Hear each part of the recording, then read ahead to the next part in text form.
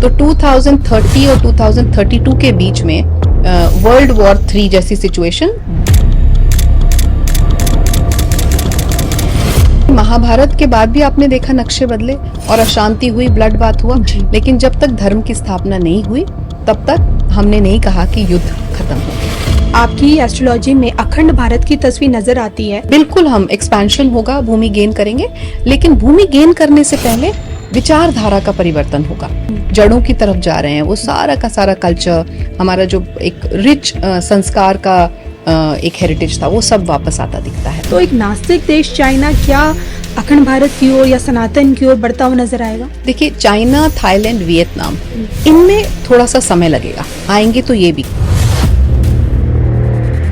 क्या आपको ऐसा लगता है कि कहीं ना कहीं जो इस्लाम है वो कहीं ना कहीं एक फेडेड होता चला जाएगा? ये सब कर्मा साइकिल है ना, it's always that Karma comes back and it returns, पे बैक टाइम है। जो वेस्ट ने किया वो सब अब उनका पे बैक टाइम है। तो वेस्ट इसीलिए धीरे धीरे डाउन जाएगा और यूनाइटेड स्टेट्स कोलैप्स तो नहीं होगा, लेकिन हाँ, उसकी बाउंड्रीज डेफिनेटली उसमें विघटन होगा। चलिए, इस बार अगर नहीं भी आ रही हैं, लेकिन क्या कमबैक कर पाएंगे आगे फ्यूचर में? इस बार मुझे बिल्कुल चांस नहीं लगता आएंगी, और अगर किसी तरह वो ब्लैक मैजिक या कुछ ऐसा यूज करके आ भी जाएं तो वो टिकेंगी नहीं। अरे भारत के साथ बालूचिस्तान कैसे जुड़ेगा? बीच में तो पाकिस्तान है। सो अब पाकिस्तान जब अपना अस्तित्व खोएगा, जब कमजोर पड़ेगा और बलूचिस्तान स्ट्रांग होगा और एक इंडिविजुअल आइडेंटिटी बनेगा, तो धीरे धीरे धीरे वो जो मैन मेड बाउंड्रीज हैं वो रिमूव कर दी जाएंगी, वो एक्सटेंड करती जाएंगी, तो ऑटोमेटिकली वो पार्ट भारत में जुड़ेगा।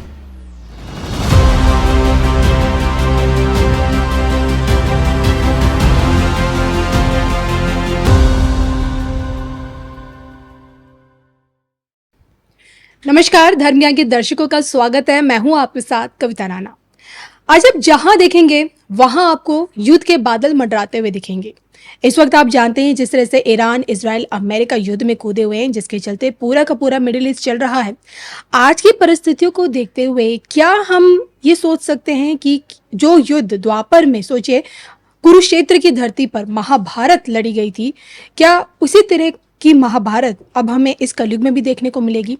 अभी की परिस्थितियों को अपने अतीत में जो हुआ है उसे जोड़ते हुए भविष्य में और आगे क्या कुछ होने वाला है, इसको समझने के लिए, और वो भी गहराई से, ज्योतिष के चश्मे से, मेरे साथ मौजूद हैं जानी मानी astrologer ma'am Reena Sharma ji. Ma'am, धर्म ज्ञान आपका स्वागत करता है। नमस्कार, thank you so much for having me. Thank you ma'am, more than 20 years आप इस फील्ड में हैं और के.एन. राव जी से आपने एस्ट्रोलॉजी सीखी है, और आज इसी एस्ट्रोलॉजी को आप आगे बढ़ाते हुए लोगों को बता रहे कि भविष्य में क्या हो सकता है, किस तरह से आप अपनी ज़िंदगी को सुधार सकते हैं एस्ट्रोलॉजिकली, और किस तरह से एस्ट्रोलॉजी, ज्योतिष हमारे बीच में एग्जिस्ट करती है, हमारे ब्रह्मांड से सीधा हमसे ताल्लुक़ है उस एस्ट्रोलॉजी का। सबसे पहले आपसे मैं जानना चाहूँगी मैम कि इसकी शुरुआत आपकी ज़िंदगी में कैसे हुई? देखिए, एस्ट्रोलॉजी की शुरुआत हम नहीं करते हैं। एस्ट्रोलॉजी अपने आप जो भी, जिसको भी वो चुनती है उसे अपनी ओर खींचती है, पुल करती है। सो मैं ये तो नहीं कहूँगी बिल्कुल बचपन से, लेकिन जब टीनेज वाला जो टाइम होता है, जब आप एडोलेसेंट होते हैं, वही 14, 15, 16 ईयर्स, तब मेरे जो फ्रेंड सर्कल में जो फ्रेंड्स थे वो पढ़ते थे हार्डी बॉयज़, नैन्सी ड्रू वगैरह। मैं लिंडा गुडमैन पढ़ती थी और बेजान दारू वाला पढ़ती थी, क्योंकि वही एक्सेस था, हमें एक्सेसिबल था। पर उसके बाद जब बड़े हुए, फिर अपने नॉर्मल एकेडमिक पढ़ाई में लग गए, ग्रेजुएशन, आगे पढ़ना, पोस्ट ग्रेजुएशन और चीज़ें। उसके बाद फिर दोबारा जब हम एक पारिवारिक उसमें आ जाते हैं, गृहस्थ आश्रम में आ जाते हैं, फिर around when I was around 28 years old, 27, 28, तब फिर से ज्योतिष ने मुझे बुलाया और पुकारा, और मैं बस खिंचती चली गई और भारतीय विद्या भवन, कस्तूरबा गांधी मार्ग, दिल्ली पहुंच गई। और फिर वहाँ मैंने पहले अलंकार और फिर आचार्य किया, और फिर उसके बाद हम रिसर्च में लग गए अपने गुरु श्री के.एन. राव जी के साथ, और बस उसके बाद there is no looking back. Okay, और तभी से आप इस फील्ड में हैं जी। आपने यहाँ पे बेजान दारू वाला जी का नाम लिया जी। और जितना मैंने उनके बारे में, मैंने तो सिर्फ पढ़ा है एक जर्नलिस्ट के तौर पे, आपसे समझना चाहती हूँ किस तरह की वो शख्सियत रही हैं, उनकी प्रेडिक्शंस को लेकर, उनके एस्ट्रोलॉजी को लेकर, क्या दूसरों से क्यों अलग रहे वो हमेशा?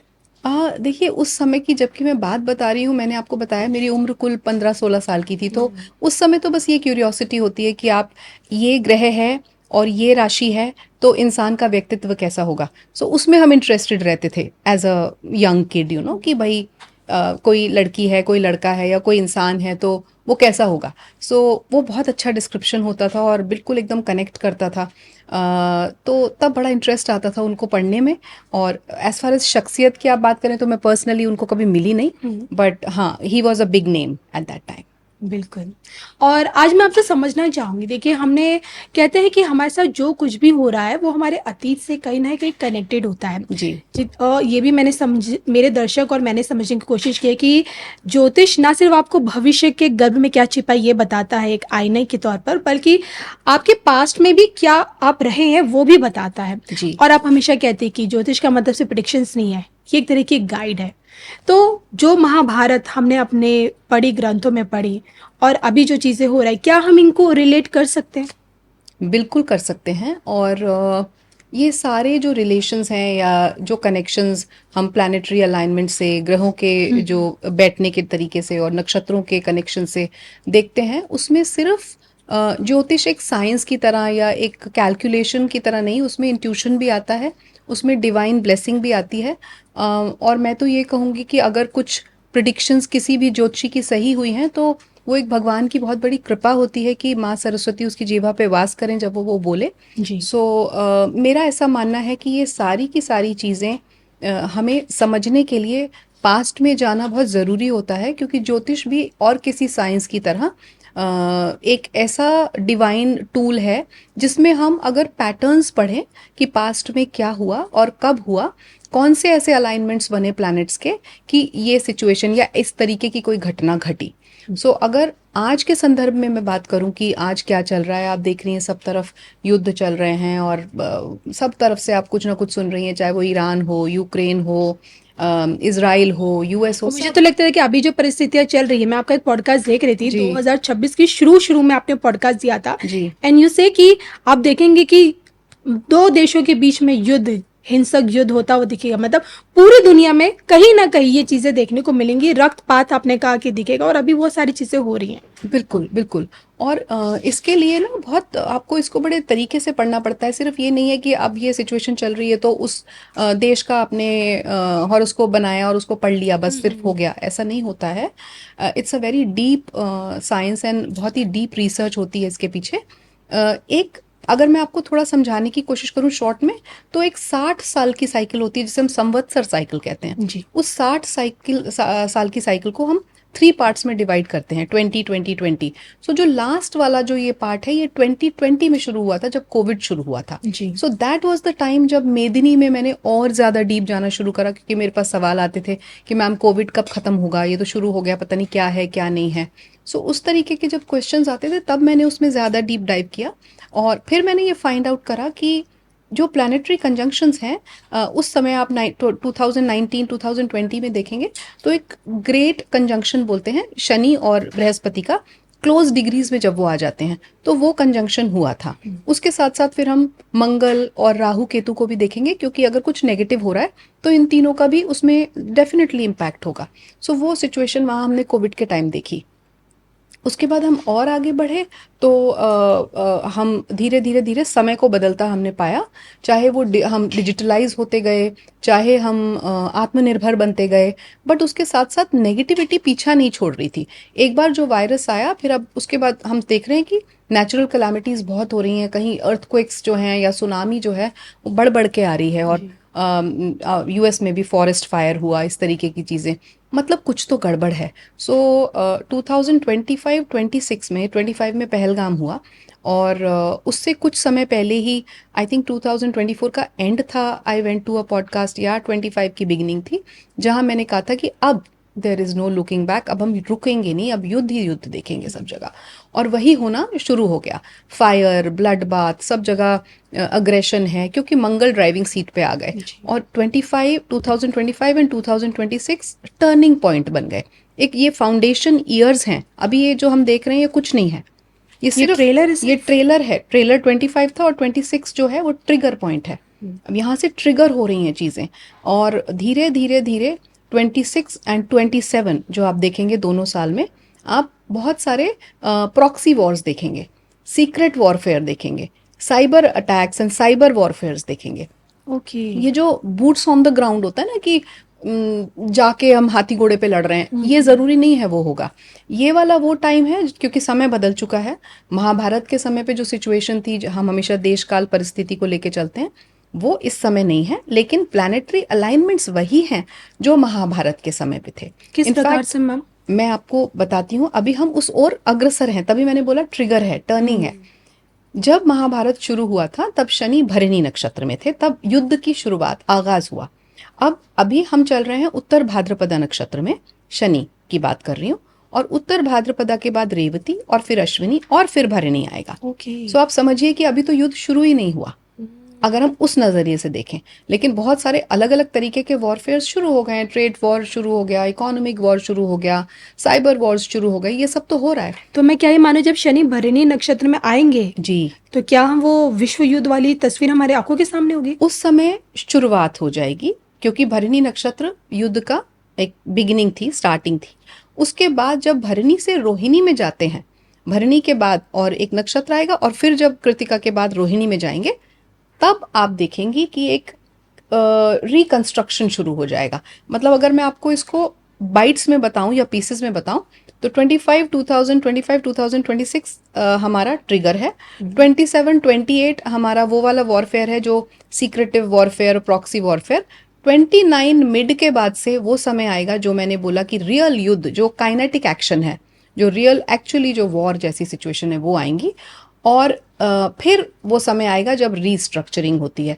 तो 2030 और 2032 के बीच में वर्ल्ड वॉर 3 जैसी सिचुएशन, बट बहुत सारे ब्लड बाथ के बाद एक स्टेबिलिटी, एक शांति बहुत बड़े तूफान के बाद आती दिखेगी। लेकिन वो पूर्ण शांति नहीं होगी, क्योंकि महाभारत के बाद भी आपने देखा नक्शे बदले और अशांति हुई, ब्लड बाथ हुआ। लेकिन जब तक धर्म की स्थापना नहीं हुई तब तक हमने नहीं कहा कि युद्ध खत्म हो गया। बिल्कुल। तो धर्म की स्थापना बहुत जरूरी है। आपने यहाँ कहा ना कि धर्म की स्थापना बहुत जरूरी है, तो मैं आपसे जानना चाहती हूँ कि 2032 के बाद जब हम बात करते हैं, सनातन की बात करते हैं, अभी सनातन का दायरा अगर देखा जाए तो भारत या भारत से सटा नेपाल यही दिखता है जी। अन्य देशों में भी धीरे धीरे बढ़ रहा है, लेकिन विश्व पटल पर किस तरह से सनातन उभरता हुआ नजर आएगा? क्या आपको लगता है वो तस्वीर देखने को मिलेगी हमें? बिल्कुल मिलेगी, बिल्कुल मिलेगी। क्यों मैंने ऐसा बोला? क्योंकि जब जो मैंने आपको अभी समझाया उसको अगर आप हमारी जो एक बेस है, एक फाउंडेशन है त्रिदेव का, ट्रिनिटी का, ब्रह्मा विष्णु महेश का। तो ब्रह्मा क्रिएटर थे, सो एक हमारा सतयुग वाला पीरियड था कि क्रिएटिविटी। फिर विष्णु जी आए जिन्होंने सब कुछ प्रिजर्व किया। और अब आपने सुना भी होगा बहुत लोगों से कि रौद्र संवत्सर चल, कई लोग तो कहते हैं रुद्र की बीसी चल रही है, रौद्र संवत्सर। बिल्कुल 2083 जो अभी 19 मार्च 2026 को शुरू हुआ, तो एक रौद्र संवत है। तो ये समय पे तो डिस्ट्रक्शन का पीरियड है, मगर उसके बाद स्लोली एंड ग्रेजुअली क्या होगा, भारत को और बाकी सब देश जो आपने अभी मेंशन किए, जो हमारे पड़ोसी देश हैं, या फिर जो सनातन से ही निकले हैं, एक्चुअली निकले तो सब सनातन से ही हैं, कोई अभी मानता नहीं है, बट उनके आप विचारों में परिवर्तन देखेंगे, उनकी चेतना में परिवर्तन देखेंगे। जब चेतना में परिवर्तन आएगा हमारे कॉन्शियस सबकॉन्शियस माइंड में, तब नक्शों से पहले कल्चरल जो बाउंड्रीज हैं वो बदलेंगी, और तब भारत एक उस तरीके के देश की तरह देखा जाएगा जो एक स्टेबिलिटी का एंकर है, जो एक सेफ जोन है, और जो गिरे हुए कंट्रीज को या नेशंस को, या अगर मैं बोलूं कि जो वैसे कंट्रीज हैं लाइक अफ्रीका, या जो कभी नहीं उठ पाए, जिम्बाब्वे हो गया, उन कंट्रीज को उठाएगा। और वो they will look up to India कि कैसे हमें ये भारत की तरफ से या वहाँ की लीडरशिप की तरफ से सपोर्ट मिले कि वो हमारा नेतृत्व करें। सो वो इन्वेजन नहीं होगा कि भारत जैसे, और भारत के पास ऐसे संस्कार भी नहीं है कि वो लड़ झगड़ के कोई चीज़ छीने जी। ये पड़ोसी देश खुद चाहेंगे कि भारत उनका नेतृत्व करे। तो ये समय ऐसा आने वाला है कि भारत एक रेप्यूटेशन क्रिएट करेगा, और अभी कर भी लिया है, जिस तरीके से आप देख रही हैं बढ़ रहे हैं हम उस ओर। और सनातन का दोबारा से रीबर्थ मैं बोलूँगी, या लोग जो छोड़ छोड़ के चले गए थे सनातन को, वो जड़ों की ओर वापस आते दिखेंगे। तो मैं ये समझूं कि आपकी एस्ट्रोलॉजी में अखंड भारत की तस्वीर नजर आती है। भूटान, बांग्लादेश, श्रीलंका, नेपाल, जो भारत से सटे जितने मुल्क हैं, जिसमें पाकिस्तान को भी ले लें, हम अलग से बलूचिस्तान या अफगानिस्तान को भी ले लें, ये सब एक अखंड भारत की ओर बढ़ते हुए चले जाएंगे। बिल्कुल, बिल्कुल सही आपने समझा। अखंड भारत की ओर ही हम अग्रसर हैं। और जो मैंने आपको अभी कहा कि बाउंड्रीज तो बदलेंगी, और क्योंकि मंगल की महादशा है भारत की इस समय चल रही है, तो हम वो भूमि पुत्र हैं और हम योद्धा हैं। भूमि गेन करेंगे। बिल्कुल, हम एक्सपेंशन होगा, भूमि गेन करेंगे। लेकिन भूमि गेन करने से पहले विचारधारा का परिवर्तन होगा। जब तक विचारधारा नहीं बदलेगी, और वो आप देख रही हैं अभी, ईरान को ही देख लीजिए, वो वापस, क्योंकि वो पहले एक ब्यूटीफुल पर्शिया, एक बहुत ही सुंदर कंट्री हुआ करता था, फिर वो जो इस्लामिक चीज़ें वहाँ आनी शुरू हो गई, और जब उन्होंने इस्लाम को वहाँ प्रमोट करना शुरू कर दिया, वो भी नेगेटिव तरीके से, तो कहीं ना कहीं सनातन और उनका जो अपना एक ट्रेडिशन था वो पीछे जाता गया।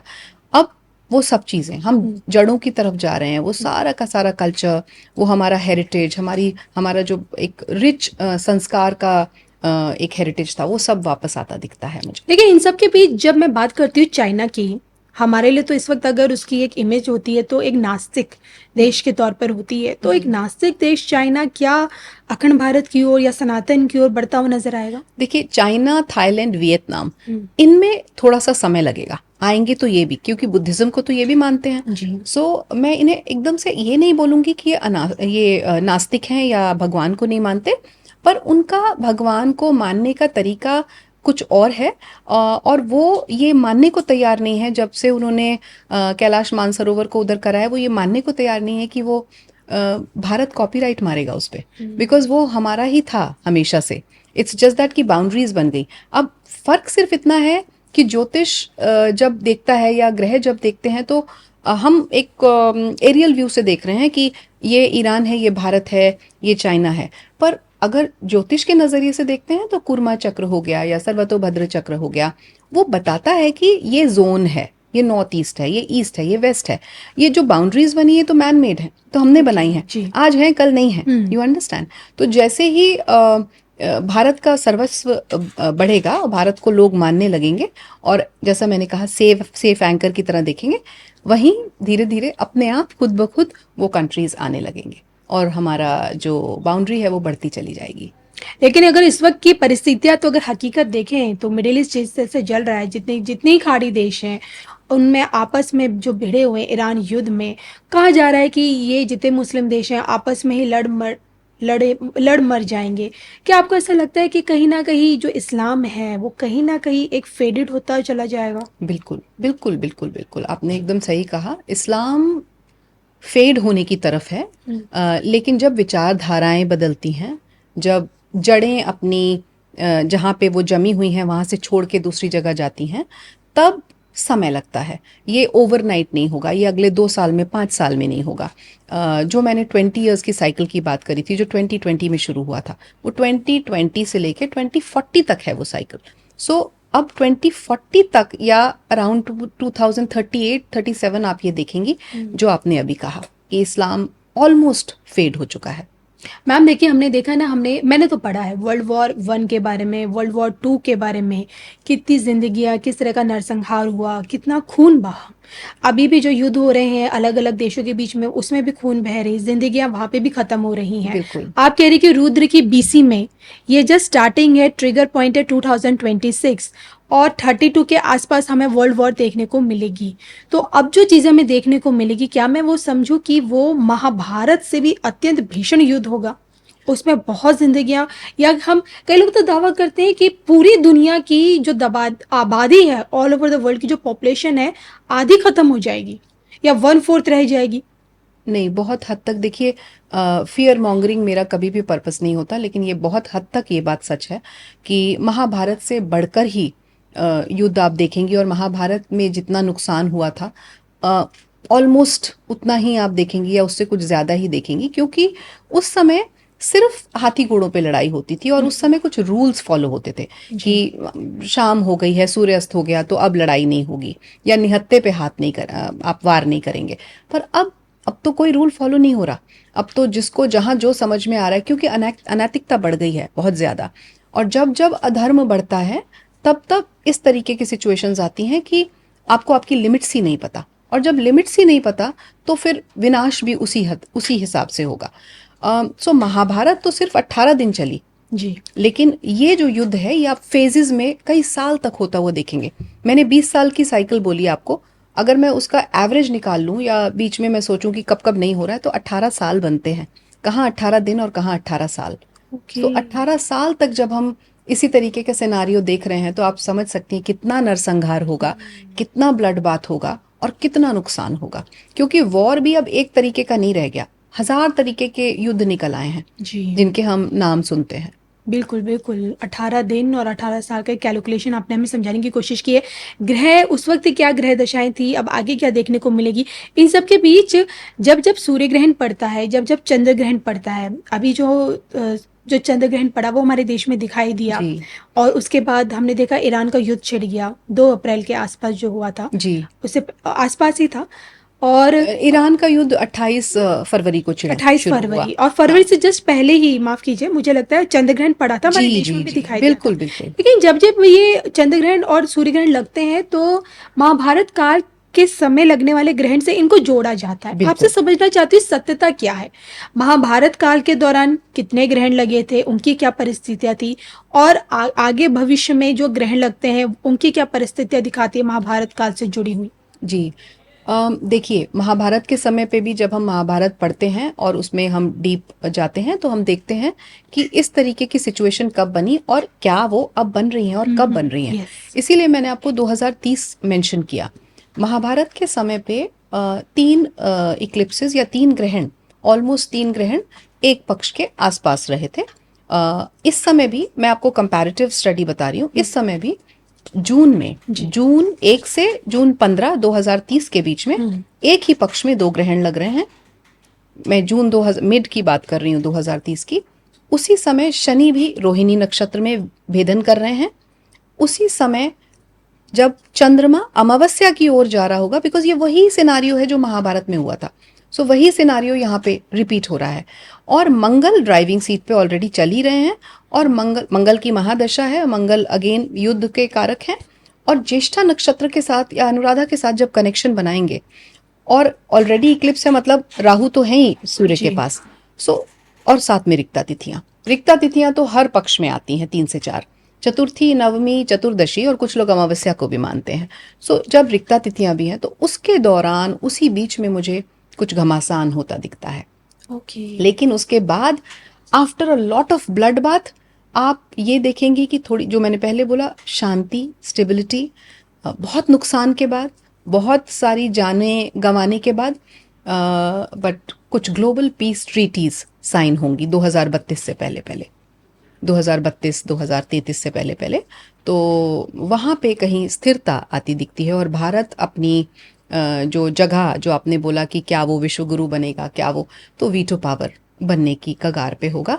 और क्योंकि राहु की महादशा शुरू हो जाएगी, तो हम टेक्नोलॉजिकली भी बहुत अच्छा करने लगेंगे। राहु हमारे कुंडली में लगन में है, सो हम टेक्नोलॉजिकली अच्छा करेंगे। हम डिफेंस, हम already we have started, so manufacturing units, Yes. Defence, semiconductors, हम जो भी चीज़ों में कहीं हमारे अंदर कमी थी, तो हमारी जो लीडरशिप है, उन्होंने, आज के जो नेता हैं या हमारे जो माननीय प्रधानमंत्री जी हैं, उनकी वजह से या उनके जो एफर्ट्स हैं, वो अब धीरे धीरे रंग ला रहे हैं। और शायद यही एक कारण है, अगर मैं एस्ट्रोलॉजी से थोड़ा सा बाहर जाके बोलूं, एक कॉमन सेंस, कि लोगों की आंख में खटकते हैं। सो इस वजह से इतना सब कुछ हो रहा है। और भारत लेकिन फिर भी प्रोग्रेस करेगा। भारत एक बहुत ही अच्छी पोजीशन में इस समय है। महाभारत के समय में या 1971 में जो सिचुएशंस आई थी, सिमिलर सिचुएशंस, तब भारत की दशाएं उतनी सपोर्टिव नहीं थी जितनी अब हैं। सो अब तो वी आर ऑल रेडी। अच्छा, इतने ब्लड शेड के बाद जब शांति स्थापित हो जाएगी 32 के बाद, क्या हमें अमेरिका खड़ा नजर आएगा? अमेरिका, देखिए, वही दोबारा, ये आपने बड़ा अच्छा सवाल करा। जो ये संवत्सर की मैं बात कर रही हूँ, ये इसलिए भी रीड किया जाता है या एनालाइज किया जाता है कि कौन सा जोन, जो मैंने बोला बाउंड्रीज हमने क्रिएट करी हैं, लेकिन मैं तो डायरेक्शंस देखती हूँ। तो वेस्ट कहीं नीचा जाता दिखता है और ईस्ट उठता दिखता है। सो जो ईस्टर्न साइड में है, चाहे वो पाकिस्तानी क्यों ना हो, पाकिस्तान आज पाकिस्तान है, लेकिन जब उसकी बाउंड्रीज मर्ज हो जाएंगी भारत में, तो वो पाकिस्तान नहीं रहेगा। दैट मीन्स वो भी उठ रहा है, वो भी प्रोग्रेस कर रहा है। सो ईस्ट प्रोग्रेस कर रहा है और वेस्ट डाउन जा रहा है। तो यूएस तो डाउनफॉल ऑलरेडी शुरू हो ही गया है, और कितने डेट में है वो, उनका इकोनॉमिकली बहुत बुरा हाल है। और इसी साल में आप जब बृहस्पति गोचर करेंगे जून में, उसके बाद से आप देखेंगे इकोनॉमी क्रैश जैसा होना, वहाँ पे परेशानियां होना शुरू हो जाएगा, हो ही गया है। और 2026 2027 में तो बहुत ही बुरा हाल होने वाला है, चाहे वो यूएस हो चाहे वो ट्रम्प हो, क्योंकि केतु इस समय सिंह राशि में है, और यूएस की कुंडली और ट्रम्प जी की कुंडली दोनों की ही लगन सिंह है, और वहाँ केतु बैठा है। सो सिचुएशन बहुत अच्छी नहीं है। तो कई लोग तो ये भी कहते हैं कि भाई अब ये जो ट्रम्प है ये आखिरी कार्यकाल होगा, अमेरिका इसके बाद कोई राष्ट्रपति नहीं बनेगा अमेरिका का, ऐसा तो कुछ नहीं है। नहीं नहीं, देखिए, अमेरिका कोलैप्स नहीं हो रहा है। ये बड़ी गलत फहमी है लोगों को कि अमेरिका कोलैप्स, अमेरिका टूट रहा है, टूट रहा है, कोलैप्स नहीं हो रहा लेकिन टूट रहा है। टूटेगा। ये मैंने बोला था बहुत पहले एक शो पे। लेकिन बहुत ताज्जुब की बात है, मतलब जो अमेरिका इतना ताकतवर है और आज भी देखिए ताकत है उस अमेरिका में, पूरी दुनिया को पूरा अमेरिका ही चला रहा है, और आप और आपकी तरह कई ऐसे एस्ट्रोलॉजर से दावा करते हैं अमेरिका टूट रहा है, यूनाइटेड स्टेट यूनाइटेड नहीं रहेगा। जी जी जी, ये मैंने बोला था, यूनाइटेड स्टेट्स अब यूनाइटेड नहीं रहेगा, क्योंकि 2-3 स्टेट्स उसमें से टूटेंगे। और फिर आप ये भी देखें, और देखिए आपने कहा कितना अजीब लगता है, बट ये सब कर्मा साइकिल है ना, कर्मा साइकिल है। राहु और केतु की 18 साल की कर्मा साइकिल होती है। देखिए यहाँ भी 18 नंबर आ गया, तो ये it's always that Karma comes back and it returns, पे बैक टाइम है। जो वेस्ट ने किया वो सब अब उनका पे बैक टाइम है। सो वेस्ट इसीलिए धीरे धीरे डाउन जाएगा, और यूनाइटेड स्टेट्स कोलैप्स तो नहीं होगा, लेकिन हाँ उसकी बाउंड्रीज डेफिनेटली उसमें विघटन होगा, टूटेंगी, कुछ स्टेट्स अलग होंगे, और प्रेसिडेंट नहीं बनेगा ऐसा मैं नहीं बोलती, लेकिन डोनाल्ड ट्रंप प्रेसिडेंट नहीं रहेंगे ये मैं श्योर हूँ, वो नहीं रहेंगे। देखिए अब तक की बातचीत में आपसे जो मैंने समझने की कोशिश की, हर चीज में एक चीज कॉमन है, वो है कर्मा, जी, पे बैक जो जी, आपने किया है वो इतना पड़ेगा ही। बात जब इन बिल्कुल, चीजों की आती है तो हम यहाँ पे शनि को देखते हैं, जी, क्योंकि शनि वो ग्रह है जो हमें बताता है जो कर्म तुमने किया है उसका पे बैक तुम्हें करना पड़ेगा, और मैं आ चुका हूँ। करेक्ट। तो अमूमन मैं आपसे जानना चाहती हूँ कि शनि की इंपॉर्टेंस क्या होती है हम लोगों की डे टू डे लाइफ में, कितना इंपॉर्टेंट रोल वो हमारी जिंदगी में निभाते हैं, और हमें उनसे किस तरह से, हम उनसे क्या सीख के अपनी जिंदगी को बेहतर बना सकते हैं। बिल्कुल, again it's a very beautiful question, क्योंकि जनरली शनि को सब बड़ा नेगेटिव लेते हैं कि बहुत नेगेटिव हैं, और जब शनि की दशा आ गई या शनि 7.5 आ गई तो पता नहीं क्या हो जाएगा। बट मैं अपने प्लेटफॉर्म पे भी मैंने इस पे वीडियोस बनाए हैं, एंड अदरवाइज ऑल्सो मैं इसको ऐसे एक्सप्लेन करती हूँ। मैं दोनों तीनों तरीक़ों से करने की कोशिश करूँगी, जो सिंपल भी हो और जो ज्योतिष से रिलेटेड भी हो। सिंपल में वो एक ऐसे टीचर हैं कि जो बच्चा नहीं पढ़ रहा या एफर्ट नहीं कर रहा, मेहनत नहीं कर रहा, तो उसको मार पीट के डंडे के जोर पे वो पढ़ाएंगे, क्योंकि उनका लॉन्ग टर्म गोल है कि ये कुछ अपने जीवन में बन जाए, इसलिए वो कराएंगे, क्योंकि वो हार्ड टास्क मास्टर हैं। सो उस तरीके से शनि को देखें। पर आप ज्योतिष में देखें तो उनके कारकत्व हैं, सिग्निफिकेंसेस हैं। शनि एक तरफ बहुत मेहनत चाहते हैं, मेहनत करवाते हैं, साथ में डिसिप्लिन चाहते हैं, साथ में शनि आपको कहते हैं अपने कर्मों को अच्छा रखो, जो तुमसे कम स्ट्रांग हैं, जो तुमसे नीचे हैं, लोअर स्ट्रेटा के लोग हैं, उनका साथ दो, उनको सपोर्ट करो, उनकी इज्जत करो। दूसरी ही तरफ अगर वो शनि आपकी कुंडली में थोड़ा सा सही नहीं बैठे हैं, वो भी डिपेंड करता है कौन सी राशि है, कैसे कनेक्टेड है, या योग कारक नहीं है, अफ्लिक्टेड है, या मारक ग्रह हैं, तो वो आपको लेजी बनाएंगे, आपको प्रोक्रास्टिनेट करवाएंगे कि अरे आज नहीं कल कर लेंगे, केयरलेस बनाएंगे, और डिसिप्लिन को बिल्कुल आने नहीं देंगे आपके जीवन में। तो जब ऐसा होगा तो नेचुरल सी बात है आप प्रोग्रेस नहीं करेंगे। तो जब प्रोग्रेस नहीं करेंगे फिर हम बोलेंगे किसी के पास अब गए, किसी ज्योतिषी के, अरे आपकी तो शनि की दशा चल रही है, इस वजह से आपका बुरा हाल है। जबकि ऐसा नहीं है। हर ग्रह हम लोगों की तरह, जैसे हम इंसान हैं, हमारे अंदर नेगेटिव और पॉजिटिव दोनों एनर्जीज हैं, हर ग्रह में नेगेटिव और पॉजिटिव एनर्जी होती है। And you know, energy can never be killed, it can never be finished, it can only be channelised. या तो आप उसको नेगेटिवली चैनलाइज होने दो जैसा हो रहा है, या तो कोई आपको सही एस्ट्रोलॉजर मिल जाए या सही इंसान मिल जाए जो बताए कि उसकी पॉजिटिव एनर्जीज को कैसे आप एक्सट्रैक्ट करें और कैसे यूज करें। तो नेचुरल सी बात है कि आपके जीवन में सुधार आएगा। जबकि मैं ये भी बोलती हूँ कि destiny can never be changed, but it can be improved for sure, क्योंकि थोड़ा सा फ्री विल हमें दिया गया है, उसको यूज करें और एक सही गाइडेंस लें तो आपका जीवन बदल सकता है। शनि कभी भी हमें मारने नहीं आते हैं, शनि कभी भी डिनायल नहीं है, हमेशा डिले हैं। क्यों? क्योंकि जो हमारे पिछले जन्मों के कर्म हैं उसमें शनि, राहु और केतु को कहा गया है ये कार्मिक प्लैनेट्स हैं। और ये लंबे समय तक एक राशि में इसीलिए रहते हैं क्योंकि जो घटना है वो एक दिन में नहीं घटेगी या एक महीने में नहीं घटेगी, इट विल टेक टाइम, धीरे धीरे घटेगी, क्योंकि ग्राउंड बनेगा, आपने कुछ कर्म किया, फिर आपने कुछ गलती करी, फिर आप उसका भुगतान करेंगे, फिर आप सीखेंगे, फिर फाइनली आप, जब तक शनि जा रहे हैं तब तक आप सीख चुके होंगे ऑलरेडी। बिल्कुल, बात हो रही है कर्मा की बात करें तो इस वक्त हमारे जो यूपी के मुख्यमंत्री योगी आदित्यनाथ जी, कर्मशील मुख्यमंत्री, मेरी नजरों में आपको क्या लगता है उनका व्यक्तित्व?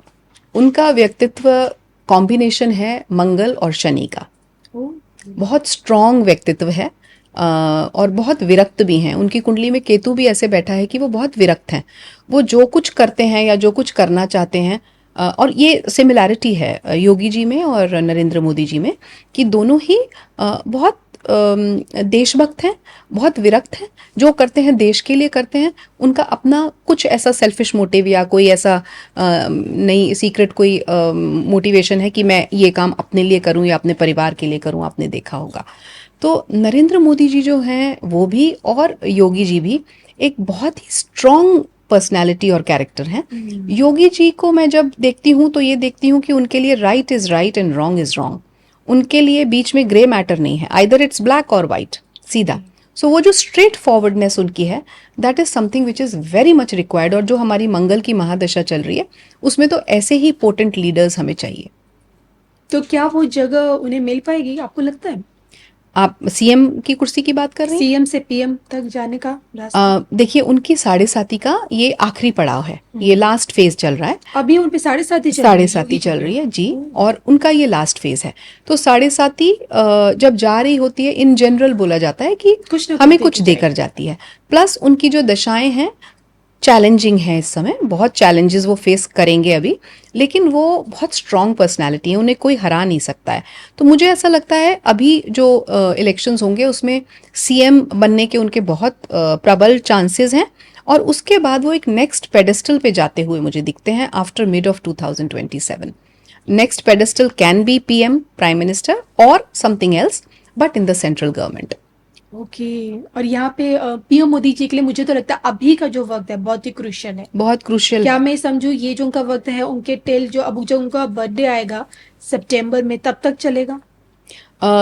बिल्कुल चल सकता है, क्योंकि उनकी मंगल की महादशा में बुध की अंतरदशा चल रही है, और बुध उनका वक्री है।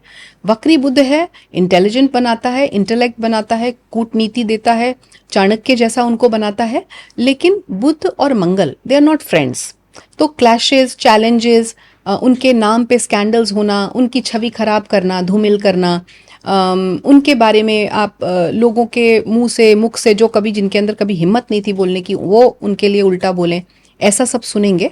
लेकिन ये एक बहुत ही टेम्पररी पीरियड है। उसके बाद स्लोली एंड ग्रेजुअली वो इस चीज़ से पार पा जाएंगे, बिकॉज उनकी ऐसी छवि है या पर्सनैलिटी या कुंडली मैं बोलूँ है, क्योंकि उनकी कुंडली बहुत स्ट्रांग है, बहुत ही स्ट्रांग है। मंगल और चंद्रमा लगन में है, और उनकी जो चंद्र राशि है और जो लग्न है वो सेम है, वृश्चिक, और साथ में शनि और शुक्र उनके 10वें भाव में बैठे हैं। शनि और शुक्र योग बनाते हैं, एक राजयोग बनाते हैं, जो कि हम भृगुनंदी नाड़ी से देखते हैं। सो वो राज, उनकी कुंडली भरी पड़ी है राजयोगों से। नीचभंग राज बहुत ही ज्यादा पावरफुल, बहुत पावरफुल, इतने योग तो कहीं किसी की कुंडली में नहीं देखे। बहुत स्ट्रांग योग है उनकी कुंडली में, तो उन्हें कोई हरा नहीं सकता है, उन्हें कोई मार नहीं सकता है। अपनी स्वेच्छा से, अपनी इच्छा से अगर वो कुछ छोड़ें तो छोड़ें, क्योंकि केतु अब कर्क राशि में आएंगे 5 दिसंबर 2026 को। तो उसके बाद वो, मैं ये समझती हूँ कि ऐसा उनका कुछ डिटैचमेंट जैसा हो जाएगा कि मैं ये खुद ना करके किसी और को अपने नेतृत्व में कराऊं, मैं फेस ना रहूं, कोई और फेस हो, लेकिन कंट्रोल मेरा ही हो। क्योंकि केतु ध्वज भी है ना, तो ऊंचाई दिखाता है, झंडा है, तो उनका झंडा तो गड़ेगा। अपोजिशन में भी हम देखते हैं तो अभी हाल फिलहाल में तो ममता बनर्जी का नाम टॉप पर है जी। तो उनमें क्या कुछ अच्छी चीजें आपको नजर आती हैं, उनकी कुंडली की वो चीजें जो उनको कहीं ना कहीं एक स्ट्रांग लीडर के तौर पे रिप्रेजेंट करती हैं? वो मेष लगन है। देखिए, ममता बनर्जी के चार्ट के ऊपर बड़ा कंट्रोवर्सी है कि उनके बर्थ डिटेल्स सही है कि नहीं है। तो मैंने बनाया था और मेष लगन निकलता है, लेकिन कंट्रोवर्सी है, इसलिए मैंने फिर टीएमसी की कुंडली बनाई और फाउंडेशन कुंडली बनाई। सो टीएमसी की जब कुंडली बनाती हूँ तो TMC is equal to Mamata Banerjee, ऐसा मैं बोलती हूँ। और जब उन्होंने ओथ ली तब की कुंडली बनाई, तो जब ये कुंडलियाँ निकल के आई बनी तो बहुत क्लियर हो जाता है कि उनका समय अब जा रहा है, उनका समय ऑलमोस्ट डन एंड डस्टेड है, ओवर है। क्योंकि देखिए शनि उनके योग कारक या उच्च के ग्रह होते हैं, उनकी कुंडली में जो मैंने बनाई सप्तम भाव में बैठते हैं, वो मेष लगन है और शनि तुला में है, लीब्रा में है, 7th हाउस में। उसकी उनकी महादशा चल रही थी। जब महादशा आई शनि की, और इतना वेल प्लेस्ड शनि, तो उसने उन्हें बहुत कुछ दिया। लेकिन शनि, जैसा मैंने आपको अभी बताया, डिसिप्लिन मांगता है, अच्छे कर्म मांगता है, पॉलिसीज, रूल्स, लॉज को फॉलो करना मांगता है। वो उन्होंने सब तोड़े। तो अगर उन्होंने ऐसा किया तो शनि जाते जाते उनको वो उस जगह से जहां उसने पहुंचाया था वहां से वापस भी पटकेगा।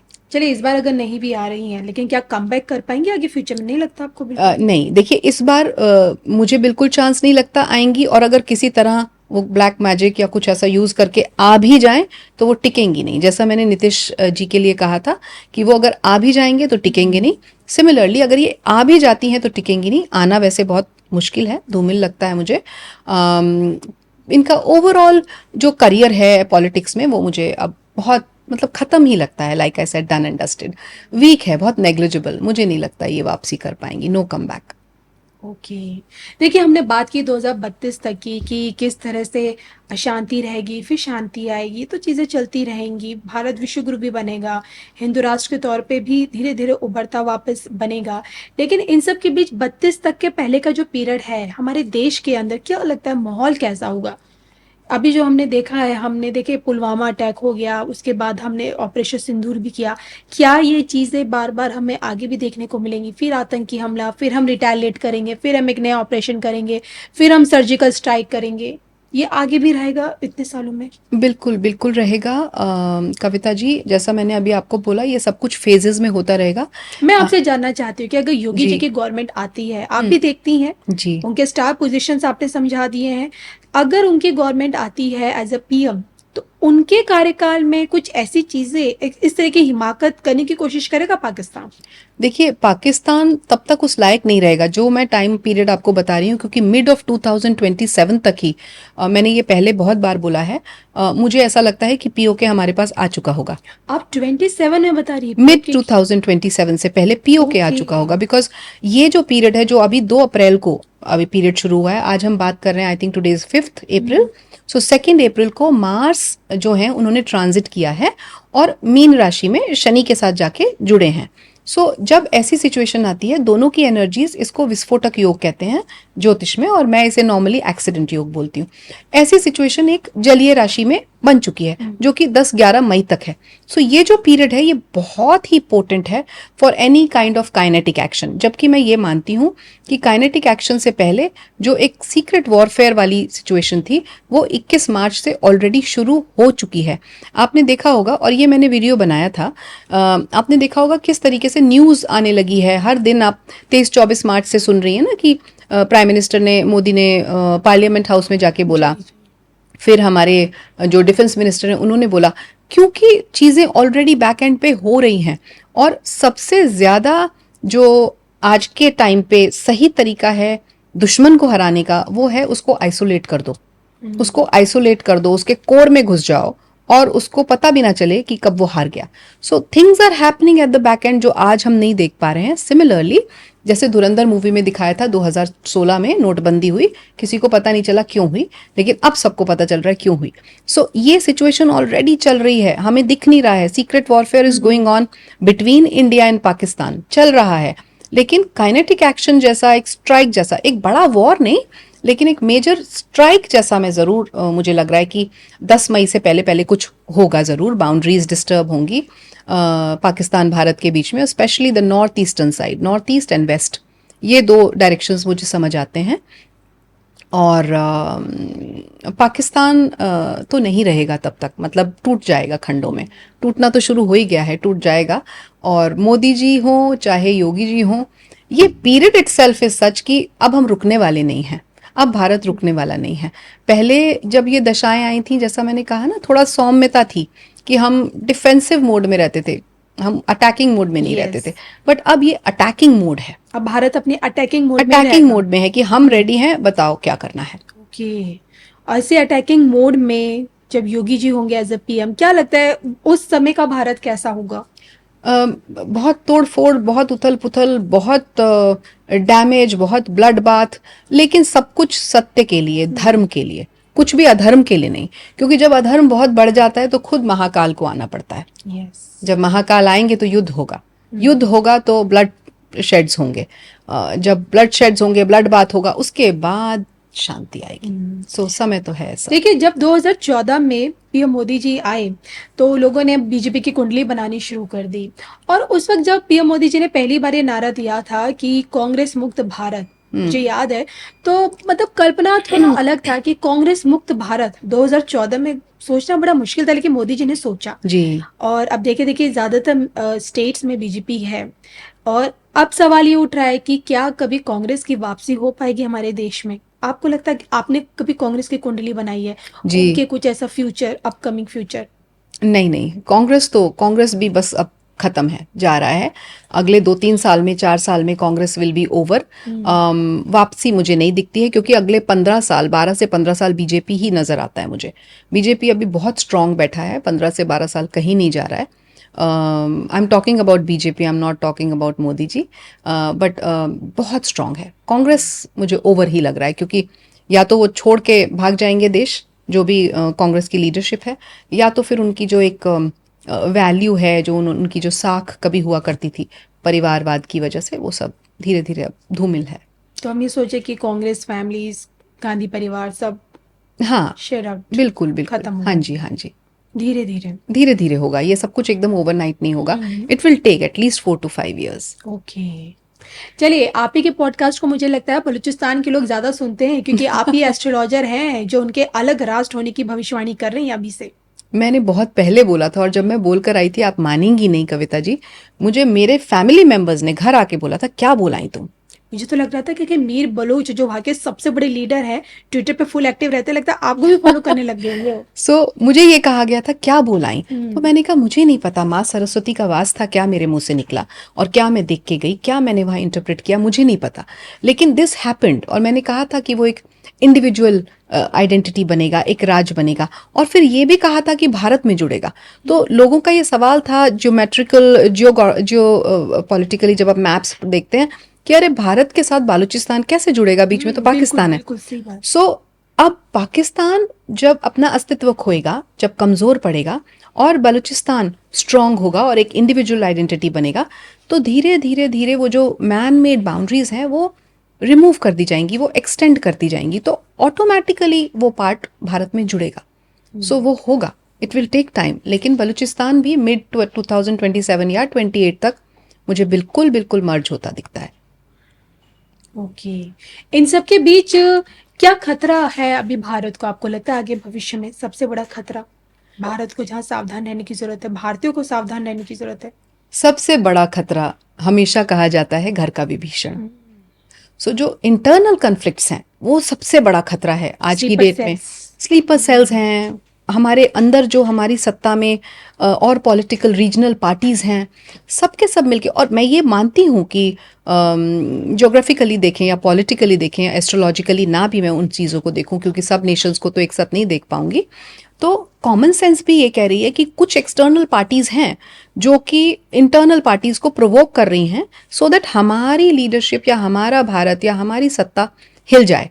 अगर ऐसा होता है तो बहुत बड़ा बेनिफिट उन लोगों को होगा। सो ये सब एक्सटर्नल है, लेकिन साथ में इंटरनल दिखाया जा रहा है। जो कुछ भी वेस्ट बंगाल में हो रहा है या जो कुछ भी और दूसरे रीजनल, नॉर्थ ईस्ट को ले लीजिए, नॉर्थ ईस्ट में भी मोदी जी का नाम खराब करने की कोशिश की गई थी। सो वो सब कुछ एक्सटर्नल फोर्सेस हैं जो पुश करती हैं, जिसमें सबसे बड़ा नाम यूएसए है, बिकॉज यूएसए है कि वो नहीं चाहते कि भारत ऊपर उठे। जी, सही कहा। सो वो सिचुएशंस हैं अभी। तो ये इंटरनल चीजें हैं जो कहीं ना कहीं भारत के लिए खतरा साबित हो सकती हैं, उसी की वजह से चैलेंजेस फेस कर रहे हैं। अभी तो आप देखिए इलेक्शन आने वाला है वेस्ट बंगाल में, बहुत बहुत वायलेंट होने वाला है, बहुत वायलेंस होगी वहाँ और बहुत ब्लड शेड्स होंगे। सारे के पहले की बात है, रिजल्ट से पहले भी, रिजल्ट के बाद भी, और वहां पे ऐसी सिचुएशन होगी जो आपने कभी नहीं देखी होगी जीवन में। ये इस तरीके का इलेक्शन होगा जिसमें, जो मैंने अभी बोला, महाभारत में रूल्स थे, कोई रूल फॉलो नहीं होगा, कुछ भी फॉलो नहीं होगा। बस ये है कि कैसे सत्ता में हम आगे बढ़ें और जीतें। तो बहुत बुरा हाल होने वाला है और आम जनता सबसे ज्यादा सफर करेगी। हालांकि इसी महीने इलेक्शन है, इलेक्शन डेट 2 चरणों में पश्चिम बंगाल में वोटिंग होने वाली है। जी। और आप कह रही हैं कि कुछ ना कुछ अशांति हमें इस पश्चिम बंगाल में देखने को मिलेंगी। कुछ नहीं, बहुत कुछ। बहुत अशांति देखने को मिलेगी। और पश्चिम बंगाल में अगर ममता बनर्जी आ गई, जो कि मुझे लगता है कि नहीं आएंगी, तो और बहुत बुरा हाल होगा। फिर तो बांग्लादेश बनने से कोई नहीं रोक पाएगा वेस्ट बंगाल को। तो टेररिस्ट अटैक ही उसके बाद हमें देखने को मिलेंगे सबसे ज्यादा। वहीं से रास्ता खुलता है ना, वो असल में उन्होंने ही दुश्मनों के लिए रास्ता खोला हुआ है। पहले कोलकाता को हमने कैपिटल सिटी बनाया था, फिर वास्तु के हिसाब से देखा गया कि सेंट्रल दिल्ली या नॉर्थ में होना चाहिए, तो फिर इधर लाए। लेकिन कोलकाता एक्चुअली अभी भी सबसे एप्ट है, सबसे सुंदर, सबसे मीठी वाणी, सब कुछ, मतलब एक बहुत ही अच्छा जोन है वो। लेकिन उसको एक दशा पैटर्न इस तरीके का आया, ऐसी लीडरशिप मिली कि वो पूरा का पूरा जो रीजन है वो बहुत पॉइजनस, बहुत टॉक्सिक, बहुत बर्बाद हो गया। बट अब मैंने कहा ईस्ट के उठने की बारी है। सो वो ईस्ट उठेगा, but it will take time. अब जो आप कहते हैं वेस्ट बंगाल, अब आप मुझे खुद जवाब दीजिए, ईस्ट इंडिया में कोलकाता और वेस्ट बंगाल पड़ रहा है, उसे वेस्ट बंगाल क्यों कहते हैं? क्योंकि वो वेस्ट में है ना, ईस्ट में है। कोलकाता ईस्ट में है, उसे वेस्ट बंगाल कहते हैं क्योंकि जब ब्रिटिशर्स आए थे उन लोगों ने ये चीजें यहाँ इन्फ्लुएंस कर दी कि आप इस तरीके से आगे बढ़िए या देश को तोड़िए, because they believed in division, divide and rule. So इस वजह से वहां उनकी फाउंडेशन खराब हो गई थी। ओके मैम, बस जाते जाते देखिए हमने शनि को आपसे समझने की कोशिश की, राहु और केतु समझना है। मायावी है, डरने की जरूरत है कि मायावी शक्तियों से? देखिए राहु और केतु मैंने दोनों बोला, वो कार्मिक पैटर्न है। हमेशा 18 साल में जब वापस आते हैं तो आपका कर्मा रिटर्न होता है। राहु और केतु को भी थोड़ा मिस इंटरप्रेट करा गया है, पूरा तो नहीं बट थोड़ा करा गया है। राहु में भी पॉजिटिव और नेगेटिव दोनों क्वालिटीज़ हैं, केतु में भी पॉजिटिव और नेगेटिव दोनों क्वालिटीज़ हैं। केतु अगर आप डिटैच हो जाते हैं किसी चीज़ से और सरेंडर कर देते हैं तो केतु आपका भला करेगा। लेकिन अगर आप किसी चीज़ के पीछे भागते रहेंगे और आप अपनी स्किल पे या खुद पे काम नहीं करेंगे तो वही केतु आपको पटक देगा। केतु कट कर देता है, एकदम कट कर देगा। सपोज आप किसी जॉब के लिए बहुत ट्राई कर रहे हैं और आपका केतु नेगेटिव बैठा है या केतु की महादशा अंतरदशा चल रही है, तो उस पीरियड में वो आपको कट कर देगा, वो उस चीज़ को आपको पाने नहीं देगा। जहाँ आप सरेंडर कर देंगे कि भाई मैंने अपना एफर्ट कर दिया, I have given my best, अब भगवान भरोसे, मैं मतलब थोड़ा सा स्पिरिचुअली इंक्लाइंड हो गया, तो वो केतु मुझे बहुत कुछ देगा। सेम राहु के साथ है। राहु केतु डिटैचमेंट है तो राहु इसका उल्टा है, ऑब्सेशन है। वो बहुत ज्यादा चीजों को एम्पलीफाई करता है, बहुत ज्यादा आपको इतना ऑब्सेस्ड कर देगा किसी चीज से कि पूछिए मत। जैसे एडिक्शंस हैं, आपने एक बार ड्रिंक कर लिया या एक बार चाय पी ली तो आपको एडिक्शन हो गया, तो that addiction is shown by Rahu. और वो एक मति भ्रम जैसी सिचुएशन क्रिएट करता है, इल्यूजन जैसी, क्योंकि स्मोक है। हमारे वो विचार जो हमें कंफ्यूज करते हैं, जो हमें समझने नहीं देते कि what is right and what is wrong, वो राहु है। सो जब राहु एक्टिव होता है हमारी कुंडली में, we are not able to take the right decisions, specially अगर उसके साथ चंद्रमा आ जाए। राहु केतु के साथ अगर चंद्रमा है तो बहुत बुरा हाल है, फिर हम राइट डिसीजंस नहीं ले पाते जी, क्योंकि चंद्रमा मन से कनेक्टेड है, मन से कनेक्टेड हो जाता है।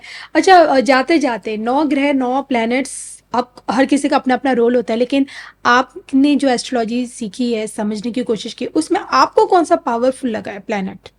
सब प्लैनेट्स पावरफुल हैं और सब प्लैनेट्स आपकी नजरों में कौन सा ज्यादा पावरफुल है? देखिए सब पावरफुल हैं, लेकिन अगर आप वैसे पूछें, देखिए ये बोलना बड़ा मुश्किल है, क्योंकि जैसे हमने ग्रहों को पढ़ा है भारतीय विद्या भवन में, कोई ग्रह कमजोर नहीं है और कोई ग्रह पावरफुल नहीं है।